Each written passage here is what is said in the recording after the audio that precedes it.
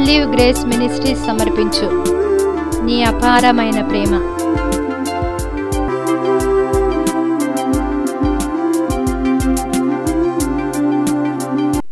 ప్రభు నామానికి స్తోత్రములు. సువార్తవాణి ప్రేక్షకులందరికీ కూడా శుభాభివందనలు తెలియజేస్తున్నాను. నీ అపారమైన ప్రేమ నీ ఆధ్యాత్మిక కార్యక్రమమును వీక్షించుటకు మీ అందరినీ కూడా ప్రేమతో ఆహ్వానిస్తున్నాను. ఈ దినము వాక్యమును ధ్యానించుకునే ముందుగా అందరం కూడా తలలు వంచితే ప్రార్థన చేసుకుందాం. ప్రేమ స్వరూపి అయిన నా ప్రియ తండ్రి, నీకు వందనాలు, స్తోత్రం. మరొకసారి నాయన నీ పరిశుద్ధమైనటువంటి లేఖనములను ధ్యానించడానికి ప్రభును ఇచ్చిన సమయాన్ని బట్టి మీకు వందనాలు చెల్లిస్తున్నాం. ప్రేమగల నా ప్రియ దేవ పరిశుద్ధాత్మ తండ్రి, అయా నీకు స్తోత్రం నాయన. ఒక్కొక్క బిడ్డతో మీరు మాట్లాడమని ప్రార్థన చేస్తున్నాను. మీ యొక్క ఆత్మ ద్వారా ప్రతి ఒక్క హృదయములు సంధించబడి యేసుక్రీస్తు నామం పెట్టే రక్షించబడి నా ప్రియ దేవ, అయా నీ కొరకు సాక్షులుగా జీవించే భాగ్యము వాక్యం వింటున్న ప్రతి ఒక్క బిడ్డకు మీరే దయచేసే పరిశుద్ధాత్మ దేవ, నాకును మాకును మీరే సహాయము దయచేయమని యేసు నామం పేట అడుగుతున్నాను తండ్రి, ఆమేన్. యేసుక్రీస్తు నామం పేట మీ అందరికీ కూడా ఈస్టర్ శుభాకాంక్షలు తెలియజేస్తూ ఉన్నాను. ఈరోజు ఈస్టర్ యొక్క ప్రాముఖ్యత, ఈస్టర్ అంటే ప్రాధాన్యత ఏంటిదో, అయినా ఈస్టర్ అనేటువంటి దినమందు, పునరుత్థానపు ఈ దినమందు యేసుక్రీస్తు ప్రభు ఏం చేసి ఉన్నాడు మనము ఈరోజు కొద్దిసేపు ధ్యానించబోతున్నాం. యేసుక్రీస్తు ప్రభు ఆయన శుభ శుక్రవార దినమందు ఆయన సిలువలో తన యొక్క రక్తమంతా ధారపోసి ఉన్నాడు. ఎందుకు యేసు ప్రభు ఆయన స్వరక్తాన్ని మన కొరకు ఇచ్చివేసి ఉన్నాడు అంటే, ఈ యొక్క మేకల యొక్కయు ఆ తర్వాత గొర్రెల యొక్క రక్తము ఏమాత్రము కూడా మనుషుల పాపమును తీసివేయలేవు గనక యేసుక్రీస్తు ప్రభు ప్రజాపతి అయినటువంటి యేసయ్య, దేవాది దేవుడైనటువంటి యేసయ్య మానవునిగా ఈ లోకమునకు దిగి వచ్చాడు. దాసుని రూపమును దాల్చాడు. మరణము పొందినంతగా ఆయన తండ్రి అయిన దేవునికి విధేయత చూపించున్నాడు. ఆ తర్వాత దేని కొరకు యేసు ప్రభు మరణించాడు అని మనం చూసుకున్నట్లయితే, మనిషి యొక్క పాపము భయంకరమైనది. మనిషి యొక్క పాపము తలకు మించినదై పొర్లుతున్నటువంటి ఆ యొక్క పాప భారంని మానవుడు మోయలేకపోతున్నాడు. ఆ పాపమునకు వచ్చినటువంటి జీతమే మరణము అని లేఖనంలో రాయబడింది. కాబట్టి మరణ శాసనము రాసిన వాని యొక్క మరణము అగత్యము అని లేఖనంలో రాయబడినటువంటి ఆ యొక్క న్యాయ తీర్పుకి తండ్రి అయిన దేవుడు చెప్పినటువంటి ఆ యొక్క న్యాయమునకు యేసుక్రీస్తు ప్రభు లోబడినాడు అని మనం లేఖనంలో చూస్తున్నాం.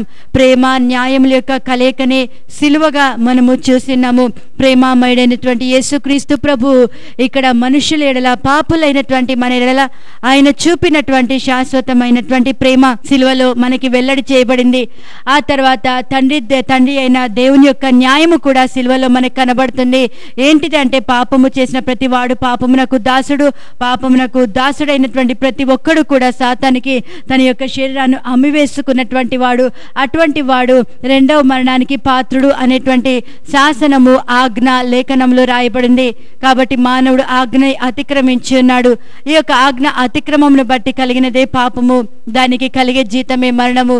యేసుక్రీస్తు ప్రభు అయినటువంటి దేవుడు పాపము లేనటువంటి పరిశుద్ధుడే. అయినప్పటికీ కూడా ఆయనకి లోకంలో అన్యాయపు తీర్పు జరిగింది, కానీ అది తండ్రి అయిన దేవుని చిత్త ప్రకారమే జరిగింది. తండ్రి అయిన దేవుని యొక్క న్యాయము కోరుతున్నదే రక్తము చిందించాలని. అది ఏ రక్తము అంటే, పాపము లేనటువంటి పుణ్యాత్ముని యొక్క రక్తము. ఈ లోకంలో ఎవరు కూడా నీతిమంతులు లేరు. అటువంటి సమయంలో కాలము పరిపూర్ణమైనప్పుడు యేసుక్రీస్తు ప్రభు కన్యక మరియ గర్భంలో పరిశుద్ధాత్మ ద్వారా ఆయన జన్మించినాడని లేఖనంలో మనం చూస్తున్నాము. 33.5 సంవత్సరములు యేసుక్రీస్తు ప్రభు ఈ లోకంలో ఆయన జీవించి ఉన్నాడు. 30 సంవత్సరాలకి ఆయన యోహాను ద్వారా బాప్టిజం తీసుకున్నాడు. 3.5 సంవత్సరములు తండ్రి యొక్క చిత్తమును ఆయన మానవాళి పట్ల ఏమైతే కోరి ఉన్నాడో అది యేసుక్రీస్తు ప్రభు సిలువలో ఆయన జరిగించినట్టుగా మనకి లేఖనములో మనము చూస్తూ ఉన్నాము. ఇక్కడ మనము చూసినట్లయితే యేసు ప్రభు మనందరి కూడా పాపములను ఆయన మోసుకున్నాడు సిలువలో. మన యొక్క పాపములను మోసుకొని పోయిన దేవుని గొర్రెపిల్ల యేసుక్రీస్తు ప్రభు కనుక మనం లేఖనంలో చూసినట్లయితే ఆయన పాపముల నిమిత్తము ఆయన ఒక్కసారి ఆయన చనిపోయినాడు. అయితే ఆయన జీవించుట చూడగా ఆయన యుగ యుగములు కూడా ఆయన జీవించుచున్నాడు అని చెప్పి మనము లేఖనంలో చూస్తున్నాము. అయితే యేసుక్రీస్తు ప్రభు మనకిచ్చిన గొప్ప భాగ్యము ఏంటిది అంటే, ఎవరైతే పాపము నిమిత్తము చనిపోతాడో ఆ చనిపోయిన వాడు పాప విముక్తుడు అని తీర్పు పొంది ఉన్నాడు అని చెప్పి లేఖనంలో రాయబడింది. రోమా పత్రిక 6వ అధ్యాయము 8వ వచనం నుంచి మనం చూసుకున్నట్లయితే, మనము క్రీస్తుతో కూడా చనిపోయిన ఎడల మృతులలో నుండి లేచిన క్రీస్తు ఇకను చనిపోడనియు మరణమునకు ఇకను ఆయన మీద ప్రభుత్వము లేదని ఎరిగి ఆయనతో కూడా జీవించుదుమని నమ్ముచున్నాము. ఏలయనగా ఆయన చనిపోవుట చూడగా పాపము విషయమై ఒక్కమారే చనిపోయాను, కానీ ఆయన జీవించుట చూడగా దేవుని విషయమై జీవించుచున్నాడు అని గ్రంథంలో రాయబడినటువంటి మాటని మనము చూస్తున్నాము. ఆయన మరణించినాడు, సమాధి చేయబడ్డాడు అని గుడ్ ఫ్రైడే యొక్క సందేశాన్ని మనం చూసుకున్నాము. యేసు ప్రభు సమాధి చేయబడ్డాడు. అక్కడ అరిమతయి యోసేపు అనేటువంటి దేవుని యొక్క శిష్యుడు, దేవుని యందు భయభక్తులు కలిగినటువంటి వాడు. ఆ యొక్క దినములలో భయంకరమైనటువంటి శోధన ఆ కాలంలో ఈ యొక్క యోసేపు అక్కడ యేసుక్రీస్తు ప్రభుని రహస్యంగా వెంబడించిన వానిగా కనబడతాడు. అప్పుడు ఈ యొక్క యోసేపు యేసుక్రీస్తు ప్రభుని వాళ్ళు ఎప్పుడైతే శిలువ మీద నుంచి దించారో లేఖనంలో రాయబడిన విధంగా ఆయన ఎముకల్లో ఏది కూడా విరగలేదు అని రాయబడిన విధంగా అక్కడ వాక్యము నెరవేర్చబడుతూ మనం చూస్తున్నాము. ఎప్పుడైతే యేసు ప్రభుని శిలువ మీద నుంచి దించి ఉన్నారో అక్కడ మనం చూసుకున్నట్లయితే ఆ సిద్ధపరిచేటువంటి దినము అక్కడ యూదులకి సబ్బాతు దినము, అంటే వాళ్ళకి శనివారము గనుక ఆ రోజు సూర్యాస్తమయ సమయానికి అక్కడ వాళ్ళు యేసుక్రీస్తు ప్రభుని సమాధి చేసినట్టుగా మనము లేఖనంలో చూస్తున్నాము. యేసు ప్రభు గురించి రాయబడిన విధానంగా ఆయన చెప్పినటువంటి సాదృశ్యము యోనా వలె, యోనా ఎలా అయితే మత్స్యము కడుపులో 3 పగళ్ళు 3 రాత్రులు ఎలా అయితే ఉన్నాడో అలాగే యేసుక్రీస్తు ప్రభు కూడా సమాధిలో 3 పగళ్ళు 3 రాత్రులు ఆయన ఉన్నట్టుగా లేఖనంలో మనము చూస్తున్నాము. ఇక్కడ మనం చూసినట్లయితే యేసు ప్రభు ఎప్పుడైతే కొత్తగా తవ్వించబడినటువంటి యొక్క సమాధిలో ఈ యొక్క యోసేపు సుగంధ ద్రవ్యములన్నిటినీ కూడా అక్కడ ఆ యొక్క దేహమునకు పూసి అక్కడ పాతి పెట్టి వెళ్ళిపోయినటువంటి వాడు యొక్క యోసేపు. అక్కడ మనము చూసినట్లయితే సమాధి చేయబడినటువంటి యేసయ్య ఇక్కడ మనము లేఖనంలో చూస్తే వాక్యం అంటుంది, కీర్తనలో 103 మనము చూసినట్లయితే ఆయన మన దోషములన్నిటినీ క్షమించిన వాడు, మన సంకటములన్నిటినీ కుదిర్చిన వాడు, నా ప్రాణమును ఆయన సమాధి నుంచి విడిపించినాడు అని భక్తుడైన దావీదు పలుకుతున్నాడు. యేసుక్రీస్తు ప్రభు ఆయన సమాధి చేయబడ్డాడు. కారణం ఏంటిదంటే సమాధి నుంచి మన ప్రాణములను ఆయన విమోచించడానికి దేవుడు ఇష్టపడినటువంటి దేవుడై ఉంటున్నాడు. వాక్యం వింటున్న ప్రియులారా, ఈ లోకంలో అనేకమైనటువంటి గనులు ఉన్నారు, ఈ లోకంలో ఎంతో గొప్ప రాజులు ఉంటున్నారు, కానీ ప్రతి ఒక్కరు కూడా సమాధి చేయబడ్డారు. ఏ ఒక్కరు కూడా ఈ యొక్క మరణాన్ని గెలిచినటువంటి వారు ఎవరు కూడా లేరు, కానీ యేసుక్రీస్తు ప్రభువుది మాత్రమే తెరవబడిన సమాధిగా యెరూషలేములో ఈ రోజు కూడా సాక్ష్యం ఇస్తుంది. ఆయన సమాధిలో లేడు, కానీ ఆయన తిరిగి లేచి ఉన్నాడని దేవునికి మహిమ కలుగును గాక. యేసుక్రీస్తు ప్రభు మన యొక్క పాపాల నిమిత్తం మరణించి ఆయన సమాధి చేయబడ్డాడు. అక్కడ సమాధిలో ఆయన ఏం చేసి ఉన్నాడు అని మనం లేఖనంలో చూసుకుంటే ఆయన 3 పగళ్ళు 3 రాత్రులు ఆయన ఏం చేశాడు, ఎక్కడికి వెళ్ళాడని మనం చూసుకున్నట్లయితే ఎఫెసీ గ్రంథము 4వ అధ్యాయము 8వ వచనంలో మనం చూసుకున్నట్లయితే అందుచేత ఆయన ఆరోహణమైనప్పుడు చెరను చెరగా పట్టుకొని పోయి మనుషులకు ఈవులను అనుగ్రహించెనని చెప్పబడి ఉన్నది. ఆరోహణమాయనగా ఆయన భూమి యొక్క క్రింది భాగములకు దిగినని అర్థమిచ్చుచున్నదని ఇక్కడ లేఖనంలో రాయబడింది. యేసుక్రీస్తు ప్రభు ఆయన సమాధిలో ఏమి చేసినాడని మనం చూసుకున్నట్లయితే ఆయన పాతాళంలోకి ఆయన ప్రవేశించినాడు. యేసుక్రీస్తు ప్రభు ఈ లోకంలో ఆయన జీవించినప్పుడు కూడా మనం చూసుకున్నట్లయితే యేసయ్య ఒక చిన్న బిడ్డను 12 సంవత్సరాల చిన్నదాన్ని కూడా యేసు ప్రభు వెళ్ళి మేల్కొల్పిన సందర్భం మనం చూస్తున్నాము. ఆ తర్వాత చనిపోయినటువంటి లాజర్ని కూడా యేసు ప్రభు లాజరు రమ్మని బిగ్గరగా ఆయన పలికినప్పుడు వెంటనే లాజరు సమాధి నుంచి వెలుపలికి సజీవునిగా వచ్చినట్టుగా మనము చూస్తున్నాము. అయితే ఇవన్నీ కూడా దేవాది దేవుడు సాదృశ్య రూపకంగా ఆయన చూపించున్నాడు ఆయన బ్రతికినటువంటి దినములలో, ఆయన భూమి మీద సంచరించినటువంటి దినములలో. అయితే ఇక్కడ యేసుక్రీస్తు ప్రభు కూడా ఆయన సమాధి చేయబడ్డాడు. అయితే ఇక్కడ ఉన్నటువంటి సైనికులు అందరూ కూడా వాళ్ళు ఒకటి గ్రహించినారు, యేసు ప్రభు బ్రతికి ఉన్నప్పుడు ఆయన ఖచ్చితంగా 3వ దినము నేను లేస్తాను అని చెప్పి ఆయన సెలవిచ్చి ఉన్నాడు గనక ఆయన లేస్తాడు. కాబట్టి ఈ యొక్క సమాధిని చాలా జాగ్రత్తగా భద్రము చేయాలి అని వాళ్ళు అనుకున్నారు. అయితే అక్కడ సమాధికి అడ్డుగా ఒక రాయిని పొర్లించారు. ఆ తర్వాత ఈ యొక్క రోమా ప్రభుత్వము అక్కడ ముద్ర వేసినట్టుగా మనకి కనబడుతుంది. ఆ సమాధిని జాగ్రత్త చేయడానికి కావలి వారిని అక్కడ నియమించినట్టుగా మనకి కనబడుతుంది. అపోస్తుల కార్యము 2వ అధ్యాయము 24వ వచనం చూసినట్లయితే మరణము ఆయనను బంధించుట అసాధ్యము గనుక దేవుడు మరణ వేదనను తొలగించి ఆయనను లేపెను అని రాయబడింది. అదే అపోస్తుల కార్యము 2వ అధ్యాయము 27వ వచనం చూసుకున్నట్లయితే నీవు నా ఆత్మను పాతాళంలో విడిచిపెట్టవు, నీ పరిశుద్ధిని కుళ్ళు పట్టనీయవు అని ఇక్కడ లేఖనంలో రాయబడింది. అదే అపోస్తుల కార్యము 2వ అధ్యాయము 31వ వచనం చూస్తే క్రీస్తు పాతాళంలో విడవబడలేదనియు ఆయన శరీరము కుళ్ళిపోలేదనియు దావీదు ముందుగా తెలుసుకొని ఆయన పునరుత్థానమును పునరుత్థానమును గూర్చి చెప్పెను. ఈ యేసును దేవుడు లేపెను, దీనికి మేమందరము సాక్షులము అని చెప్పి ఇక్కడ పేతురు నిలవబడి ఆత్మతో నింపబడి ఇచ్చినటువంటి సాక్ష్యము. దేవునికి మహిమ కలుగును గాక. మొదటిగా మనము చూసుకున్నట్లయితే మరణము యేసయ్యని బంధించుట అసాధ్యము. అందుకే రోమా ప్రభుత్వం వాళ్ళు ఈ యొక్క సమాధికి అడ్డుగా రాయి పొర్లించిన దాని మీద బలమైనటువంటి ముద్ర వాళ్ళు వేసినప్పటికీ, ఆ తర్వాత సమాధికి కావలి వారిని వాళ్ళు నియమించినప్పటికీ కూడా వాళ్ళు ఎంత మాత్రము కూడా యేసు ప్రభుని సమాధిలో నుంచి లేవకుండా వాళ్ళు ఆపలేకపోయినారు. దేవునికి మహిమ కలుగును గాక. ఈ రోజు నీ జీవితంలో ఏది నన్ను ఆపుతుంది, నన్ను ఆటంకపరుస్తుంది అని భయపడుతున్నావేమో, నువ్వు దేవుని యొక్క చిత్తములో, దేవుని యొక్క కృపలో నువ్వు నిలిచి ఉండడానికి నువ్వు ఇష్టపడిన ఎడల ఆనాడు యేసుక్రీస్తు ప్రభువుని ఎంత మాత్రము కూడా సమాధి అడ్డగించలేకపోయింది, ఎంత మాత్రము కూడా మరణము యేసయ్యని జయించలేకపోయిందని మనం లేఖనంలో చూసుకుంటున్నాము. అదే విధంగా ఈరోజు యేసుక్రీస్తుని ధరించినటువంటి నీ జీవితంలో కూడా ఏది ఎంత మాత్రము నిన్ను ఆపజాలదని లేపబడినటువంటి యేసయ్య నీ జీవితమును కూడా ప్రతి విధమైనటువంటి సమాధి అనుభవాల నుంచి ఆయన లేపగలిగినటువంటి శక్తి కలిగినటువంటి వాడని నీ యొక్క జీవితంలో నీవు ఆయనని విశ్వసించాలి. ఆ తర్వాత సాతాను కూడా భూమి మీద యేసయ్య ఉన్నప్పుడు ఆయన దయ్యపు కార్యములన్నిటినీ కూడా లయపరిచాడు.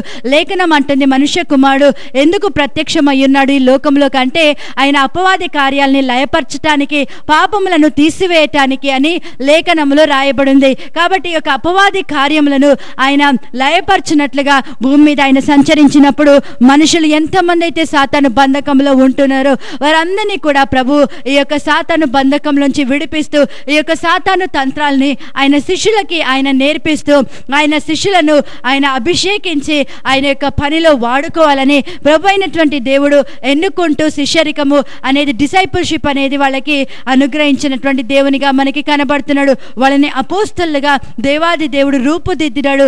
సాతాను రాజ్యంలో కూలగొట్టు వారిగా వారికి బోధ అనుగ్రహించబడింది. సాతాను రాజ్యాలు కూలగొట్టు వారిగా వారు దేవుని చేత అభిషేకించబడినారు.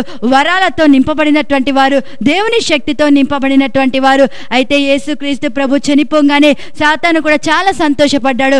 ఇన్ని రోజులు కూడా భూమి మీద అనేక విధాలుగా నన్ను తల్లడిలింప చేసినటువంటి ఈయన ఇంకా చనిపోయినాడు, ఇంకా ఈయన లేవడు అని అనేక విధాలుగా సాతాను కూడా అనుకున్నాడు. కానీ వాక్యం వింటున్న ప్రియులారా, దేవుని యొక్క ప్రేమని అక్కడ జయించింది. దేవునికి మహిమ కలుగును గాక. ఈ యొక్క కృప అర్హత లేని మానవులకి అనుగ్రహించబడే ఈ కృప విషయము సాతానుడికి ఎంత మాత్రము కూడా గ్రహింపు లేనివాడు గనక వాడు అనుకున్నాడు, ఈ పాపం మీద ఉగ్రత రగులుతుంది, అయితే మానవులు నశించిపోతారు అని వాడు చాలా సంతోషిస్తూ ఉన్నాడు. కానీ ఇక్కడ దేవుడు వాడి సంతోషాన్ని వాడికి దుఃఖంగా దేవుడు మార్చినాడు. వాడి క్రియలను లయపరచటానికి యేసుక్రీస్తు ప్రభు దిగి వచ్చినాడు. మరణ బలము కలిగిన అపవాదిని మరణము ద్వారా నశింప చేయడానికే యేసయ్య ఈ లోకానికి దిగి వచ్చినాడు.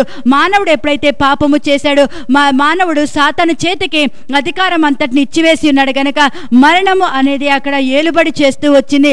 ఒక మనిషి ద్వారా మరణము ఎలా అయితే లోకంలోకి వచ్చిందో అలాగే ఒక వ్యక్తి ద్వారానే పునరుత్థానము కూడా కలిగింది అని ఇక్కడ లేఖనంలో రాయబడి ఉన్నటువంటి మాట మనము గమనించాలి. అయితే ఇక్కడ మొదటి ఆదాము ద్వారా వచ్చినటువంటి పాప మరణముల నియమము లోకంలో ఏలుబడి చేస్తుండగా కడపటి ఆదామైనటువంటి యేసుక్రీస్తు ద్వారా జీవము, ఆ తర్వాత ఈ యొక్క పునరుత్థానము అనేది జరిగింది. దేవునికి మహిమ కలుగును గాక. ఇక్కడ యేసయ్య అంటున్నాడు మార్తతో, మార్త జీవమును ఆ తర్వాత పునరుత్థానమును నేనే, నా యందు విశ్వాసం ఉంచువాడు చనిపోయినను బ్రతుకుతాడు, బ్రతికి నా యందు విశ్వాసం ఉంచువాడు ఎన్నడూ కూడా చనిపోడు, అంటే యుగ యుగాలు కూడా క్రీస్తుతో పాటు జీవిస్తాడు అనేటువంటి ఆ యొక్క మృతుల పునరుత్థానం గురించినటువంటి ఆ వాగ్దానాన్ని యేసు ప్రభు అక్కడ మార్తతోటి ఆయన తెలియపరుస్తున్నాడు. ఈ రోజు వాక్యం వింటే నీవు గమనించాలి, ఈ లోకంలో ఎంతో మంది సాధువులు, ఋషులు, ఆ తర్వాత ఎంతో మంది దేవుళ్ళని పేరు పెట్టుకున్న వాళ్ళందరూ కూడా సమాధి చేయబడిన వారే, అందరూ కూడా మరణం ఎదుట సాగిలపడినటువంటి వారే. కానీ ఈ యొక్క యేసుక్రీస్తు ప్రభు మాత్రము పాపము లేనటువంటి పరిశుద్ధుని తండ్రి అయినటువంటి దేవుడు మృతులలో నుండి యేసుక్రీస్తుని లేపినటువంటి విషయము మనము జ్ఞాపకము చేసుకోవాలి. దేవునికి మహిమ కలుగును గాక. ఇక్కడ లేఖనం అంటుంది, మృతులలో నుండి యేసుని లేపినటువంటి ఆత్మ మీలో నివసించిన ఎడల చావునకు లోనైనటువంటి మీ యొక్క శరీరములను కూడా ఆయన నిశ్చయముగా మరణం నుండి ఆయన లేపుతాడు అని ప్రభు అయినటువంటి దేవుడు వాగ్దానము చేశాడు. ఆనాడు తండ్రి అయిన దేవుడు యేసుక్రీస్తు ప్రభుని మృతులలో నుండి లేపాడు. అయితే ఈరోజు దేవుని యొక్క ఆత్మ మనలో నివసిస్తూ ఉండగా మనము కూడా చావునకు లోనైనటువంటి మన శరీరములు కూడా క్రీస్తు యేసుతో బ్రతికించబడ్డాయి అని చెప్పి విషయాన్ని మనము జ్ఞాపకము చేసుకోవాలి. దేవునికి మహిమ కలుగును గాక. ఇక్కడ మనము చూసినట్లయితే అటు మనుషుల యొక్క సంతోషము, యేసయ్య చనిపోయినాడు అనేటువంటి మనుషుల యొక్క సంతోషం, అనగా ఎవరైతే దేవునికి శత్రువులుగా ఉంటున్నారో వారు చాలా సంతోషించారు. అట్లాగే అందరికీ కూడా మానవాళికి శత్రువైనటువంటి అపవాది అయిన సాతాను కూడా చాలా సంతోషించాడు. కానీ యేసుక్రీస్తు ప్రభువు చేసిన గొప్ప కార్యము, ఆయన పాతాళంలోకి వెళ్ళి అక్కడ ఉన్నటువంటి దేవుని కొరకు జీవించినటువంటి భక్తులందరినీ కూడా ఆయన చెరను చెరగా కొనిపోయినట్టుగా మనకి లేఖనంలో కనబడుతుంది. ఆయన ఆరోహణమైతూ కూడా మనుషులకు ఆయన ఈవులను అనుగ్రహించినట్టుగా మనము లేఖనంలో చూస్తున్నాము.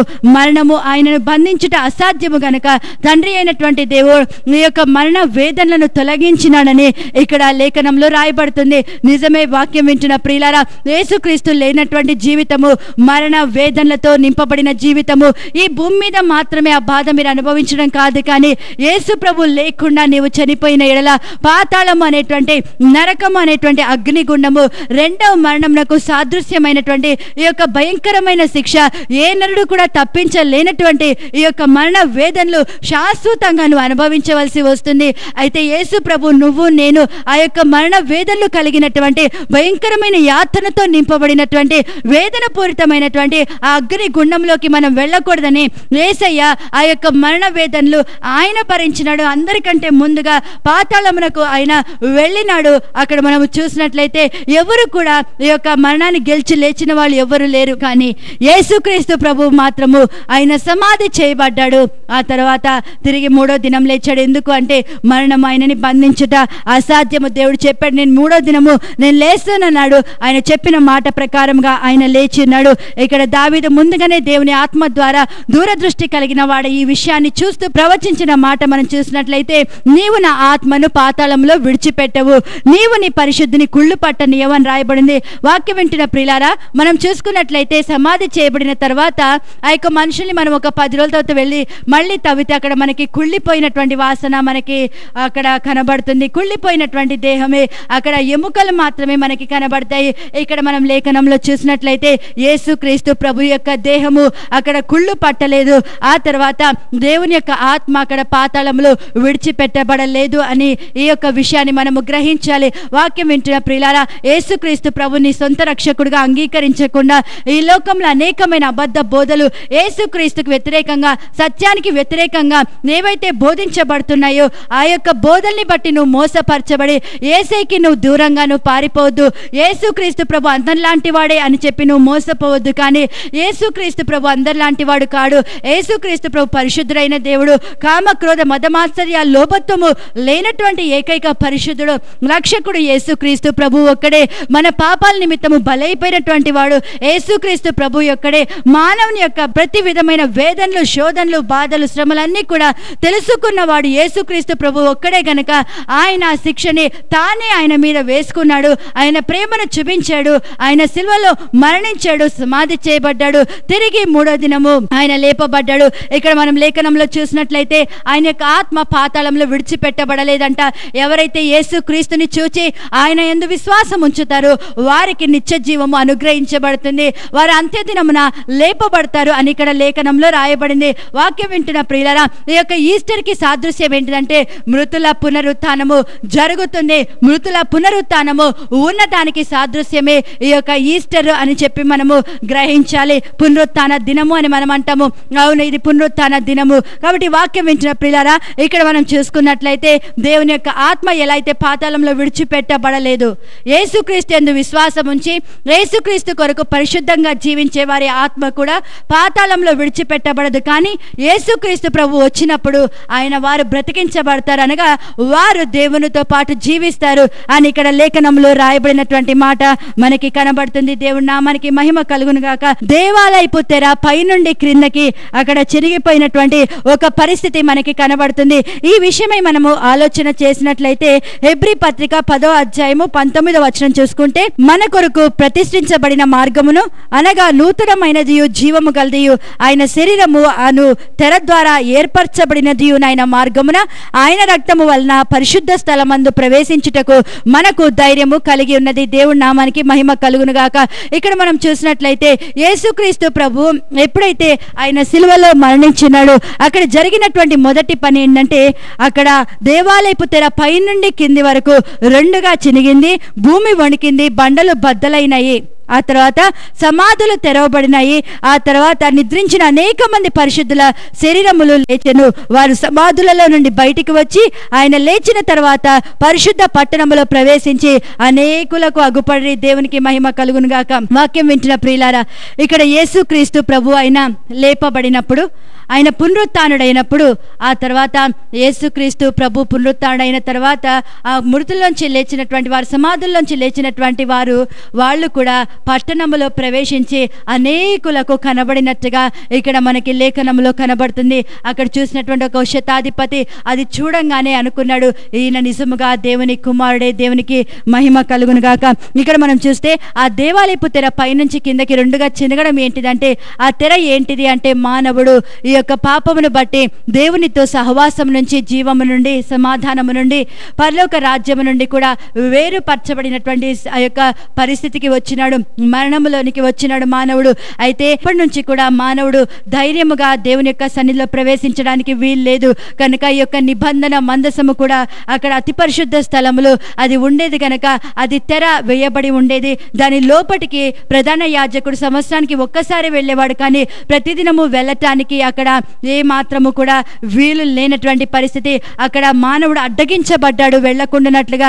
అయితే యేసుక్రీస్తు ప్రభు కార్చిన రక్తాన్ని బట్టి, యేసే చేసిన యొక్క గొప్ప బలియాగాన్ని బట్టి, ఆయన యొక్క శరీరము నలగొట్టబడట ద్వారా, ఆ యొక్క రక్త ప్రోక్షణని బట్టి కరుణాపీఠం మీద యేసుక్రీస్తు ప్రభు ఆయన స్వరక్తాన్ని ఎప్పుడైతే అక్కడ ప్రోక్షించి ఉన్నాడో, ఆ రక్తము చూసిన తండ్రి అయిన దేవుని న్యాయము అక్కడ సంతృప్తి చెందినట్టుగా మనకు కనబడుతుంది.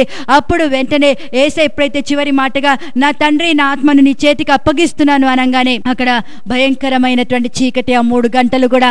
ఆ సమయంలో మనం చూసుకున్నట్లయితే దేవాది దేవుడు అక్కడ గొప్ప కార్యము జరిగినట్లుగా, మానవాళి లోకంలో ఎప్పుడు జరగనటువంటి ఒక బలమైనటువంటి కార్యము అక్కడ జరిగింది. అపవాది కార్యాలు లయపరచబడ్డాయి, సాతానుడు గడగడలాడినాడు ఆ యొక్క కార్యము చూసి. ఇక్కడ వాక్యం వింటున్న ప్రియులారా, యేసు క్రీస్తుని నువ్వు సొంత రక్షకుడుగా అంగీకరిస్తే నీ యొక్క జీవితము దేవునిలో భద్రపరచబడి ఉంటుంది, నీ యొక్క జీవము క్రీస్తుతో కూడా దాచబడి ఉంటుందనే విషయము నువ్వు గ్రహించాలి. ఏంటిది ఈ తెర అంటే, ఆయన శరీరము అనేటువంటి తెర, ఏర్పరచబడినటువంటి మార్గము, ఆయన రక్తము వలన పరిశుద్ధమైన స్థలమందు ప్రవేశించటానికి మనకి ధైర్యము అనుగ్రహించబడింది. కాబట్టి యేసు ప్రభు కార్చిన రక్తాన్ని బట్టి మనము అతి పరిశుద్ధ స్థలంలో ప్రవేశించటానికి ధైర్యము మనకి అనుగ్రహించబడింది అని చెప్పి లేఖనంలో రాయబడింది. అయితే ఆదివారం పూట తెల్లవారుచుండగా ఆ తర్వాత స్త్రీలు మొదటిగా యేసు ప్రభు యొక్క సమాధి దగ్గరికి వెళ్ళినప్పుడు అక్కడ వాళ్ళకి కనబడినటువంటి దృశ్యము ఏంటిది అని మనం చూసుకున్నట్లయితే, అక్కడ సమాధి తెరవబడి ఉండుట వాళ్ళు చూస్తున్నారు. ఆ తర్వాత అక్కడ 2 మనుషులు, దేవదూతలు అక్కడ ఉన్నట్టుగా మనకి కనబడుతుంది.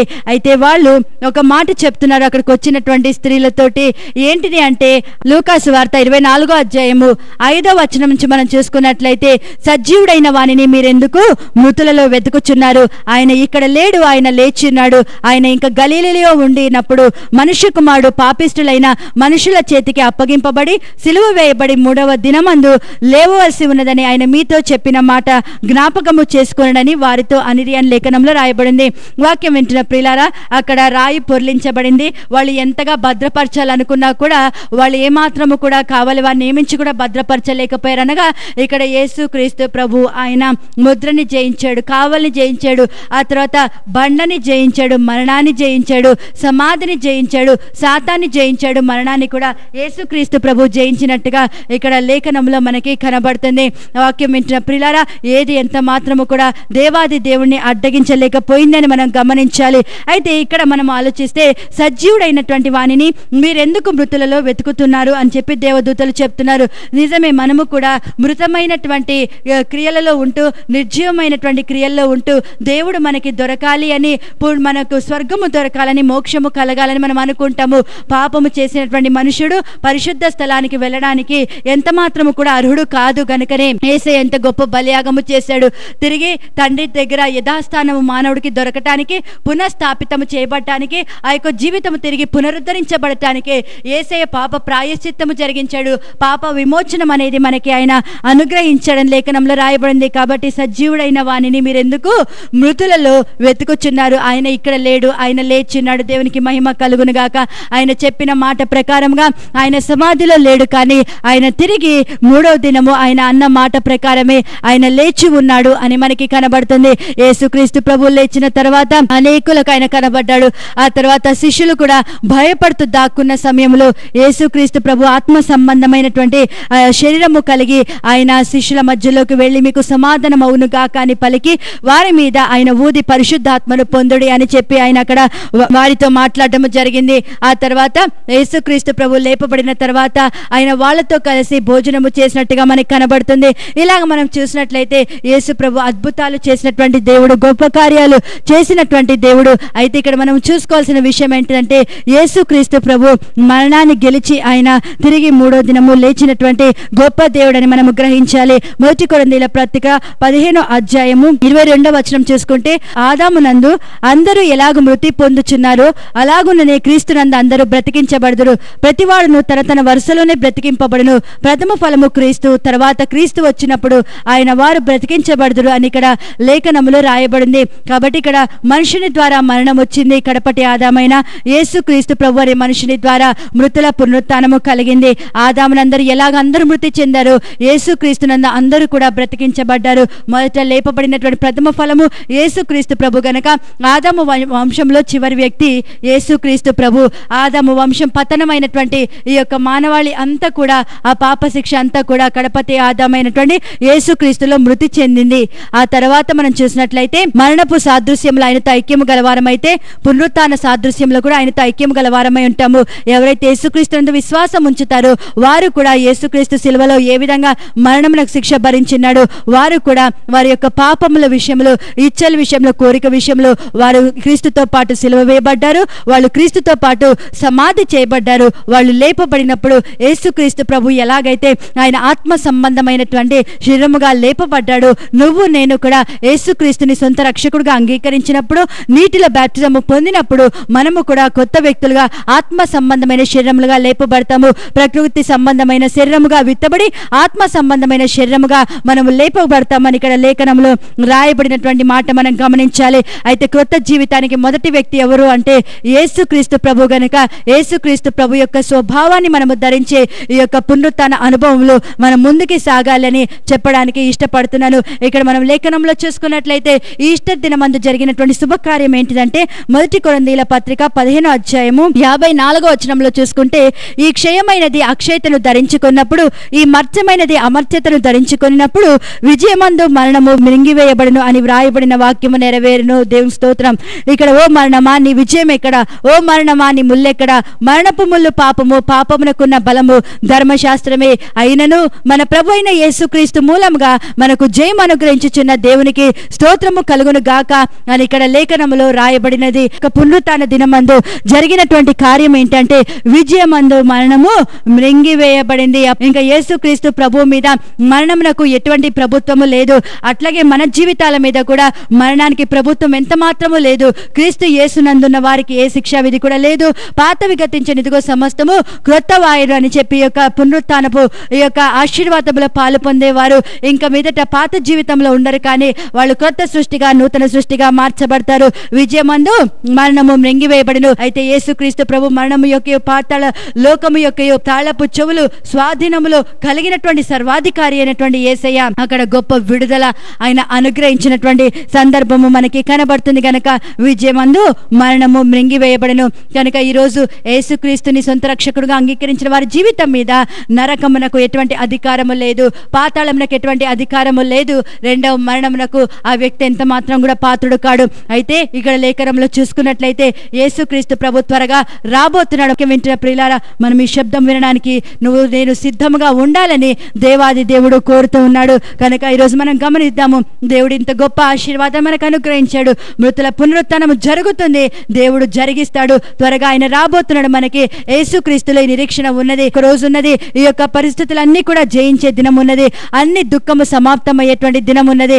మనము యేసుక్రీస్తు యేసుక్రీస్తుతో పాటు మనము లేపబడినటువంటి అనుభవములో నిశ్చయముగా ఈ గొప్ప ఆశీర్వాదాన్ని యుగ యుగాలు యేసుతో జీవించేటువంటి ఈ యొక్క ఆశీర్వాదాన్ని, మరణమే లేనటువంటి రాజ్యము, దుఃఖమే లేనటువంటి ఆ యొక్క రాజ్యము, నీ కన్నీళ్ళన్నీ కూడా తుడవబడేటువంటి ఆ యొక్క రాజ్యంలో నువ్వు నేను ప్రవేశించబోతున్నాము గనక ఈరోజు ఎంతమంది అయితే యేసు ప్రభుని నమ్ముకోకుండా, యేసు ప్రభు మా కులమునకు చెందినవాడు కాదు, యేసుక్రీస్తు ప్రభు మాకు అబ్బదు అని చెప్పి ఎంతమంది అయితే వ్యతిరేకంగా మాట్లాడుతున్నారు, ఈ రోజు మీరు గమనించండి. మరణమును గెలిచి లేచిన వాడు యేసుక్రీస్తు ప్రభు ఒక్కడే. నీ పాపముల కొరకు శిక్ష అనుభవించిన వాడు యేసుక్రీస్తు ప్రభు ఒక్కడే. కనుక యేసుక్రీస్తునందే నిత్య జీవము కలదని గ్రహించి నీ పాపాల నిమిత్తము పశ్చాత్తాపడి నువ్వు యేసే తట్టు తిరగగలిగితే, నువ్వు త్వరగా ఆలస్యము చేయకుండా నీటి మూలంగా ఆత్మ మూలంగా నువ్వు బాప్టిజం పొందగలిగితే ఖచ్చితంగా నువ్వు ఒక రోజు లేపబడతావు అని చెప్పి నువ్వు గ్రహించాలి. అది గొప్ప దినము, అది గొప్ప ఆశీర్వాదముతో కూడినటువంటి దినము అని చెప్పి మన జీవితాల్లో మనము గ్రహించాలి. వాక్యం వింటున్న ప్రియులారా, ఈ రోజు కూడా నిన్ను ఏది బంధించినా, ఏది నిన్ను అడ్డగిస్తున్నా, ఏది నిన్ను మూసివేయాలనుకుంటున్నా కూడా నువ్వు గమనించాలి. యేసు ప్రభుని ఏది అడ్డగించలేకపోయింది. ఆయన చేయదలంచిన కార్యం ఆయన చేశాడు. ఆయన ఎందుకొరకు పంపబడ్డాడు, ఆ యొక్క కార్యము జరిగింది. అదేవిధంగా నీ జీవితంలో, నా జీవితంలో కూడా ప్రభు అయిన దేవుడు నిశ్చయముగా ఆయన పలికిన వాగ్దానాన్ని ఆయన జరిగించడానికి దేవుడు సమర్థుడు. అయితే మృతులలో నువ్వు సజీవుడైన వానిని వెతకద్దు, ఆయన లేచి ఉన్నాడు, ఆయన సమాధిలో లేడు. కనుక నీవు కూడా ఏ విధంగా కూడా యేసు ప్రభు నమ్మిన తర్వాత నువ్వు సమాధి అనుభవంలో ఉండటానికి వీల్లేదు. కానీ యేసుక్రీస్తు ప్రభు సజీవుడైన దేవుని మార్గంలో నువ్వు నడిచిన ప్రభు తాను నీకు ప్రత్యక్షపరచుకోవడానికి దేవుడు సిద్ధంగా ఉన్నాడు అని గమనించాలి. దేవుడి యొక్క వాక్యాన్ని దీవించి ఫలింప చేయనుగాక. అందరం కూడా తలలు వంచితే ప్రార్థన చేసుకుందాం. పరిశుద్ధ ప్రేమ కలిగిన మా ప్రియ తండ్రి, అయ్యా పునరుత్థానమును జీవమును నేనే అని వాగ్దానం ఇచ్చిన ప్రభా మీకు స్తోత్రం. ప్రేమగల తండ్రి, మృతుల పునరుత్థానము అయ్యా నా తండ్రి నీ ద్వారా మాత్రమే లోకంలో కలిగిందేసయ్యా. ప్రేమగల నా ప్రియ తండ్రి మీకు స్తోత్రములు నాయన. విజయమందు మరణము మృంగివేయబడినటువంటి ఈ యొక్క గొప్ప జయము కేవలం నీ ద్వారా మాత్రమే నాయన అనుగ్రహించబడింది. పరిశుద్ధ మీకు స్తోత్రం. ఈ యొక్క సత్యమును ఇంకా గ్రహించకుండా నా ప్రభు ముసుగుల చేత ఉంటూ నా ప్రియ దేవ అయ్యా నీకు స్తోత్రము. కుల పట్టింపుల్ని బట్టి, సమాజపు నాయన ప్రభా క్రియల్ని బట్టి భయపడి నీ వైపు రాకుండా, నీకు లోపడకుండా ఉన్నటువంటి ప్రతి జీవితాన్ని మీరు దర్శించండి నాయన. అయ్యా క్రీస్తు లేనటువంటి ప్రజలు నాయన అయ్యా నా తని రెండవ మరణమునకు పాత్రులని ప్రభా భయముతో కలిగిన ఆయన నీ ప్రేమకు వారు లోబడి నీ తట్టు తిరగడానికి ప్రతి జీవితాన్ని మీరు బలపరచండి. సమాధి అనుభవాల్లో నుంచి మీరు విడిపించమని వేడుకుంటున్నాను. ఎంతమంది అయితే ప్రభు రాజా నిర్జీవమైన క్రియల్లో ఉంటూ మృతమైన క్రియల్లో ఉంటున్నాయినా దేవ మృతులలో నా ప్రభ సజీవుని వెతికి ప్రయత్నము చేస్తున్నారు. అటువంటి వారి యొక్క మోస బంధకముల నుంచి వారిని విడిపించి నా ప్రభ సత్యమైన మార్గంలో మీరు నడిపించి మహిమను పొందుకోమని రాజా నా తండ్రి దిన ఆశీర్వాదములతో ప్రతి బిడ్డను కూడా మీరే నింపి ఆశీర్వదించి గొప్ప కార్యము జరిగించండి. ఏ పరిస్థితుల్లో వారు బంధించబడినా, ఇంకా ఆశ లేనటువంటి ఏ పరిస్థితుల్లో వారు ముయ్యబడిన ప్రభా యేసు నామములో వారి పరిస్థితుల్లో సైతం వారి యొక్క పునరుత్థానాన్ని నైనా అనుభవించుదురుగాకనైనా యేసు నామం పెట్టిన ప్రభు రాజా లేపబడినటువంటి ఆశీర్వాదంలోనికి రాజా వారు వచ్చుదురుగాక. నా తండ్రి అనారోగ్యం నుంచి యేసునామములో వారు లేపబడుదురుగాక రాజా. ప్రతి విధమైన మరణ బంధకం నుంచి యేసునామములో లేపబడుదురుగాక. ఆర్థిక ఇబ్బందులు యేసునామములో లేపబడుదురుగాక. నైనా ప్రేమగల తండ్రి యేసు నామములోని ఆశీర్వాదము చేత ప్రతి ఒక్కరు నింపబడినట్లుగా మీరే సహాయం దయచేసి మహిమను పొందుకోమని యేసు నామం పేరిట అడుగుతున్నాను తండ్రి, ఆమేన్. దేవుడు మిమ్మల్ని సమృద్ధిగా దీవించునుగాక. ఆమేన్.